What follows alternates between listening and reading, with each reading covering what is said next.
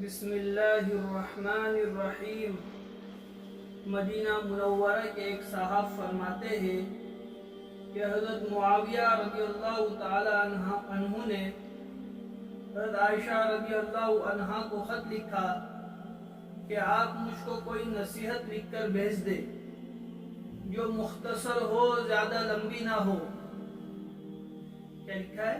حضرت معاویہ رضی اللہ تعالیٰ عنہ نے حضرت عائشہ رضی اللہ تعالیٰ عنہ کو خط لکھا، اور خط میں یہ بھی لکھا کہ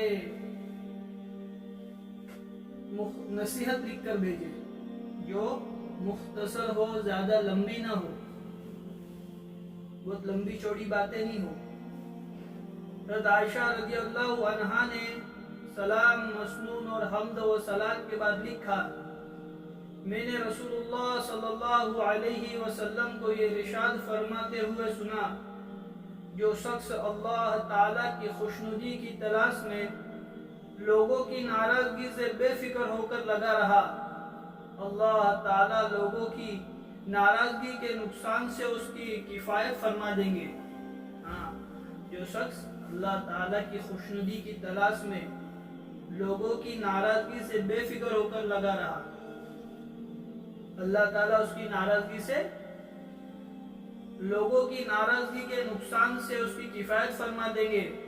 اور جو شخص اللہ تعالیٰ کی ناراضگی سے بے فکر ہو کر لوگوں کو خوش کرنے میں لگا رہا، اللہ تعالیٰ اسے لوگوں کے حوالے کر دیں گے۔ اللہ تعالیٰ کی خوشنودی کی تلاش اور اللہ تعالیٰ کی ناراضگی، یہ دونوں چیزیں دیکھنی چاہیے۔ اس لیے ہمارے بہت بڑے بزرگ تھے، انتقال ہو گئے، فرماتے تھے کہ بندے کے لیے سب سے بڑی مصیبت یہ ہے کہ اس کی اللہ کا اس سے ناراض ہو جانا۔ اللہ ناراض ہو گئے، سب سے بڑی مصیبت ہے۔ لوگ کہتے ہیں نا مصیبت میں ہے، مصیبت میں ہے، اس کو مصیبت نہیں کہتے۔ مصیبت سب سے بڑی ہو کہ ہمارا اللہ ہم سے ناراض ہو جائے۔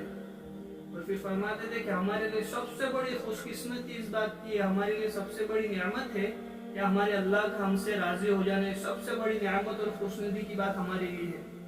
حضرت عائشہ رضی اللہ تعالیٰ نے کیا نصیحت کی کہ اللہ کی خوشنودی کی تلاش میں لگے رہنا۔ اور جو اللہ کی ناراضگی کا خیال نہیں کرے گا تو اللہ تعالیٰ اسے لوگوں کے حوالے کر دیں گے۔ جو اللہ کی ناراضگی کی فکر نہیں کرے گا، اللہ اس کو دنیا کے حوالے کر دیں گے، تو جان اور تیری دنیا جان۔ حضرت ابو امامہ باہلی رضی اللہ تعالیٰ نے روایت کرتے ہیں کہ نبی کریم صلی اللہ علیہ وسلم نے ارشاد فرمایا، اللہ تعالیٰ اعمال میں صرف اسی عمل کو قبول فرماتے ہیں جو خالص انہی کے لیے ہو اور اس میں صرف اللہ تعالیٰ ہی کی خوشنودی مقصود ہو۔ اللہ رب العزت کون سے عمل کو قبول کرتے؟ جو خالص اللہ ہی کے لیے کیا گیا ہو، اس میں کسی کو دکھاوا، ریاکاری، دکھلاوا نہیں ہوگا۔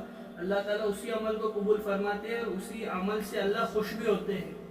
تو اللہ کی خوشنودی اگر تلاش کرنی ہو تو ایک تو ہے کہ بے فکر ہو کر اللہ کو خوش کرنے میں لگا رہیں، اور دوسرا اللہ تعالیٰ کی خوشنودی ہی مقصود ہو، یعنی خالی اللہ ہی کے لیے کرنا ہو، دوسرا کسی کو دکھاوا، کوئی دوسری نیت ہی نہیں آوے، صرف اللہ کو راضی اور خوش کرنے کی نیت ہو۔ حضرت سعد رضی اللہ تعالیٰ عنہ سے روایت ہے کہ نبی کریم صلی اللہ علیہ وسلم نے ارشاد فرمایا، اللہ تعالیٰ اس امت کی مدد اس کی قابلیت اور صلاحیت کی بنیاد پر نہیں فرماتے۔ مال کا ہونا، میجورٹی کا ہونا، فوج کا ہونا، طاقت کا ہونا، عہدوں کا ہونا، شہرت کا ہونا، واہ کا ہونا، اللہ اس پر مدد نہیں فرماتے، بلکہ کمزور اور خستہ حال لوگوں کی دعائیں۔ اب کمزور اور خستہ حال میں بھی کیسے لوگ ہونے چاہیے جو اللہ کے حکموں کے پابند ہو۔ کمزور اور خستہ حال لوگوں کی دعاؤں نمازوں اور اس کے اخلاص کی وجہ سے فرماتے ہیں، یعنی نمازوں کا پابند ہو، اخلاص، عمل میں اخلاص ہو، اور کمزور خستہ حال نماز اور اخلاص کی وجہ سے فرماتے ہیں۔ حضرت ابو درداء رضی اللہ تعالیٰ عنہ سے روایت ہے کہ نبی کریم صلی اللہ علیہ وسلم نے ارشاد فرمایا، جو شخص سونے کے لیے اپنے بستر پر آئے اور اس کی نیت یہ ہو کہ رات کو اٹھ کر تہجد پڑھوں گا، پھر نیند کا ایسا غلبہ ہو جائے کہ صبح ہی آنکھ کھلے تو اس کے لیے تہجد کا ثواب لکھ دیا جاتا ہے، اور اس کا سونا اس کے رب کی طرف سے اس کے لیے عطیہ ہوتا ہے. انسان نے نیت کی کہ انشاءاللہ تہجد پڑھوں گا اور اس کی آنکھ نہیں کھلی تو اللہ اس کو تہجد کا ثواب دیتا اور سونا اللہ کی طرف سے فائدے میں. تو ہر عمل میں کیا چیز بتائی گئی آج کہ اخلاص کا ہونا بہت ضروری. بخاری شریف کی پہلی حدیث ہے انما الاعمال بالنیات کہ عمل کا جو دار و مدار وہ نیت پر ہے.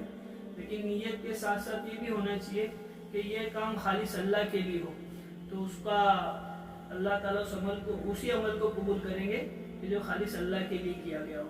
اللہ تعالیٰ مجھے بھی سب کام جو کوئی بھی کام کرے چھوٹا بڑا اچھا کام جو بھی نیک کوئی بھی کام خالی اللہ ہی کے لیے اور اللہ کی رضامندی کے لیے کرنے کی توفیق عطا فرمائے.